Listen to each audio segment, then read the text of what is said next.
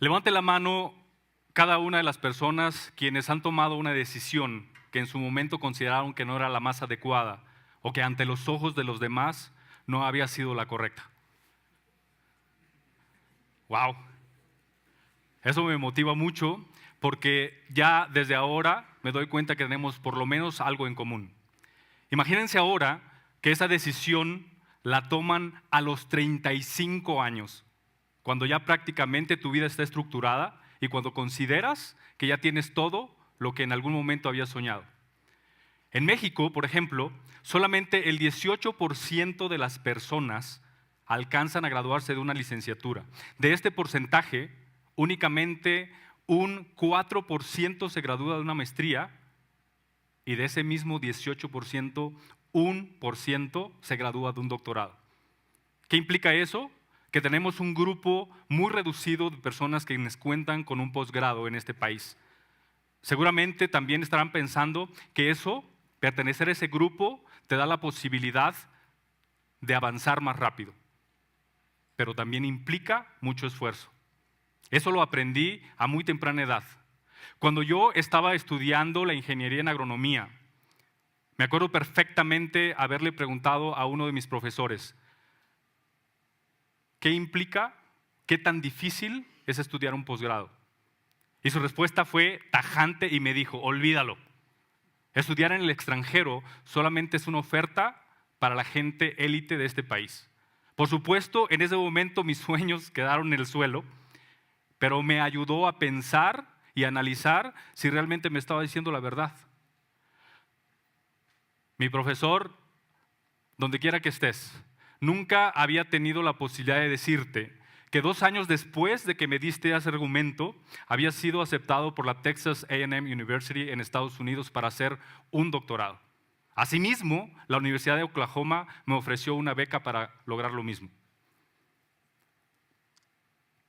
11 años después de haberme graduado, estaba trabajando para uno de los institutos de investigación agropecuaria más importantes de este país. Realmente estaba cumpliendo uno de mis grandes sueños. Me rodeaba de investigadores de muy alto nivel, trabajaba con gente de muchos países del mundo, pero seguía arrastrando esa parte incómoda que no podía lograr, un posgrado en el extranjero. Y de pronto, ¡boom!, llega Erasmus Mundus. Erasmus Mundus fue el programa que realmente llenó mis expectativas. Imagínense por un momento estudiar en 3 de las universidades más prestigiosas de Europa. La Universidad de Bolonia en Italia, la Universidad de Recursos Naturales de Austria y la Universidad Técnica de Múnich. No era algo sencillo, definitivamente. Pero no había opción, había encontrado lo que muchas veces me había imaginado. Entonces, empezando a analizar, en este proceso se lanzó una convocatoria mundial. En una segunda fase te hacen una revisión de currículum, donde uno de los requisitos más importantes, y eso quiero que se lo tengan en mente, es que tienen que tener un promedio arriba de 8.5. Te revisan una propuesta de investigación y finalmente te hacen una entrevista con 3 profesores de cada una de las universidades para ver si eres aceptado. El proceso inició inmediatamente y, por supuesto, manos a la obra. Cuando yo participaron 1,200 personas a nivel mundial. De esas seleccionaron a 65 y finalmente solamente aceptaron a 19 de 15 países diferentes. El único mexicano en esta ocasión fui yo. Irte implicaba muchas cosas, implicaba un gran reto, pero ni tarde ni perezoso agarré mi maletita y vámonos a Europa. Recuerdo perfectamente que al llegar, mi primera asignatura fue hablar de una cadena productiva en mi país. En este caso elegí el aguacate como referencia. Si recuerdan, o si lo dije en su momento, soy ingeniero agrónomo. Por supuesto, el aguacate representa para nosotros algo extraordinario, la producción, la calidad, la exportación. Pero lo interesante no era eso. Lo interesante se dio cuando uno de mis amigos, en este caso uno de Eritrea, un país en la parte norte de África, empieza a hablar del nopal. Mi expresión fue verdaderamente de sorpresa y me dijo: sí, amigo mexicano, permíteme explicarte por qué voy a hablar del nopal. Resulta ser que años atrás Eritrea había padecido de una gran hambruna por una sequía inimaginable. Pidieron ayuda a nivel mundial y por supuesto México ahí estaba presente como siempre. La gran sorpresa que me llevé es que habían solicitado a un investigador eminente en el cultivo del nopal para que les transfiriera la tecnología necesaria para adoptar el cultivo. Cuando me dijo eso, inmediatamente vino a mi memoria lo que yo hacía en México. Gran coincidencia en la vida. La persona a quien había ido a ese país había sido enviado por mí. Ese fue mi primer shock, mi primera impresión de que algo estaba bien. Después de ese momento, nos convertimos en los mejores amigos, pero no solamente porque confluíamos en un solo grupo, porque ya teníamos algo en común.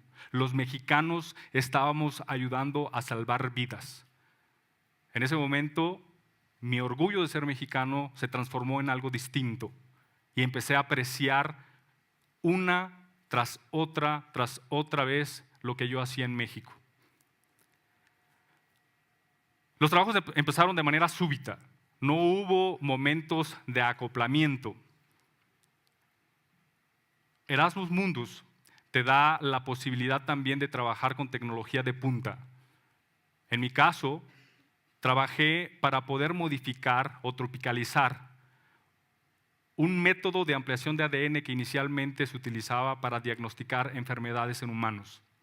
La necesidad de nuestros productores mexicanos de contar con una tecnología accesible para ellos y ahorrarles costos de producción me llevó a buscar la manera de cómo utilizar esa tecnología ya hecha, modificarla para dárselas en sus manos. En este caso, trabajé para que ellos tuvieran una herramienta para diagnosticar enfermedades del cultivo de manzana. Esos esfuerzos confluyen de manera muy peculiar. La oportunidad de irte a Europa no solamente te forma en el aspecto académico, en lo técnico, también te da la posibilidad de visitar lugares majestuosos, ciudades inimaginables, 15, quizá 20 países. Pero lo rescatable y lo que a mí me gustaría dejárselos en mente es que puedes hacer grandes amigos. Te conviertes literalmente en un amigo del mundo, y no estoy exagerando. Ustedes no pueden dimensionar la sensación de levantarte un día, marcar el teléfono y hablarle a tu amigo Erickson que está en Filipinas y saber cómo está. Y luego hablar con tu amigo Asmeron que está en Eritrea y conciliar una cita en Costa Rica para visitar a nuestro amigo Pablo. O quizá aprovechar un viaje a Brasil de negocios y estrechar la mano nuevamente de tu amigo, otro amigo Pablo que está en Brasil. Y así sucesivamente en muchas partes del mundo. La cosa no es sencilla. Hay otras vivencias que también son importantes rescatarlas, aunque no sean tan positivas como las que ya les conté. Para una persona como yo, que creció en un pueblo donde la temperatura alcanza 42 grados, ver esta imagen que tienen acá seguramente te pone la piel chinita, literal. Me acuerdo perfectamente cuando íbamos a Austria, los primeros días que empezó a nevar, ver la nieve a 1.20 centímetros de altura era impresionante. Un día llegamos al salón de clases y el profesor arriba y encuentra que habíamos un 25% de la totalidad del grupo y preguntó qué había pasado. Algunos de los compañeros contestaron que debido a las inclemencias del clima, muchos estaban ausentes y de manera muy sarcástica dijo, pues entonces díganle que a partir de este momento les voy a dar clases vía Skype, porque este clima seguramente va a prevalecer por mucho tiempo. Otras de las vivencias que no quiero dejar de mencionar es que estar fuera de tu país, convivir con otras personas, también te da momentos importantes de aislamiento. Te ayuda a encontrarte a sí mismo. Recuerdo perfectamente también un viaje a Inglaterra, específicamente a Londres. Caminé por toda la ciudad tratando de aprovechar todos los momentos, porque había llegado a la ciudad de mis sueños. Llego, camino y de pronto, ya cansado, me siento enfrente del Palacio de Buckingham. Empiezo a ver personas de todo el mundo, de todos los colores, y se me vino inmediatamente a la mente la pregunta de cómo llegué a este momento, a este instante. ¿Qué implica poder estar enfrente de esta cosa tan majestuosa? Me gustaría invitarlos a que se imaginen a un niño montado en un burro, usando guaraches, hijo de dos campesinos quienes siquiera terminaron su educación básica, pero siempre feliz porque tuve la gran fortuna de que mis padres eran unos padres muy unidos y siempre estuvieron inculcando el valor de la educación. Pero seguramente eso no era lo más impactante. Esos detalles sientan las bases para tu formación. Pero lo interesante para mí empezó a los 16 años, cuando murió mi padre. Cuando mi madre, la única opción que vio para mí es enviarme a trabajar a los Estados Unidos. El shock cultural de llegar a un país donde hablan un idioma distinto. El trabajo de recibir clases en inglés de álgebra y tener que traducir página por página el libro para poder tratar de entender algo. Y luego, ya no encontrando ningún trabajo que hacer por mi edad, tener que ir a la escuela y no necesariamente para concluir un bachillerato, sino para aprovechar la comida gratis que estaban dando ahí.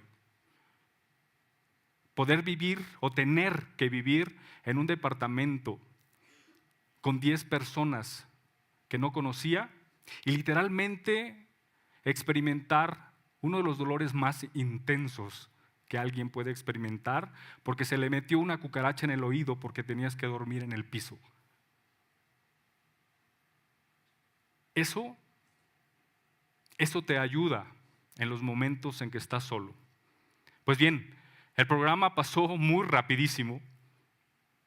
Esa vivencia me ayudó para estar listo ya para redactar una tesis. Y literalmente me empecé a sentir así. Aún cuando la energía estaba ahí, aún cuando la felicidad estaba ahí, aún cuando ya estabas a punto de concluir tu más grande sueño. Pero también eran momentos de celebrar, eran momentos de dejar escrito que habías logrado lo que te habías propuesto. A mi regreso a México, seguramente todo eso que les platiqué era importante para poder retomar tu trabajo, para retomar a tu familia, para poder retomar tu coche, tu casa, a tus amigos, que por cierto se redujeron de manera muy considerable. Entonces, también me lleva a hacerme algunas preguntas. ¿Qué hubiera pasado si mi madre no hubiera insistido en que irme a Estados Unidos era la mejor opción para mí? ¿Qué hubiera pasado si no hubiera tenido la oportunidad de convivir con todas estas personas del mundo? ¿Qué hubiera pasado si no hubiera vivido las inclemencias del clima en Austria? Pues seguramente, o quizá, no lo sé, no hubiera tenido el valor de dejar mi trabajo para irme a buscar mis sueños.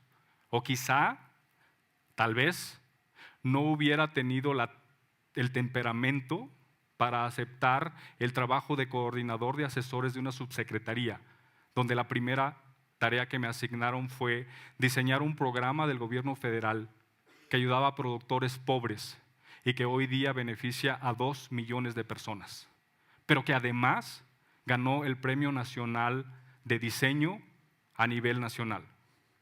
O quizá ni siquiera hubiera tenido el valor para aventarme de un avión. Por cierto, mi nombre es Áureo Zagal Flores. Hoy día soy director de desarrollo de Diconsa. Diconsa es una paraestatal del gobierno federal que depende de la Secretaría de Desarrollo Social. Tenemos a nuestro cargo la distribución de alimentos a nivel nacional en cada uno de los municipios más pobres de este país a través de 27,000 tiendas. Muchísimas gracias.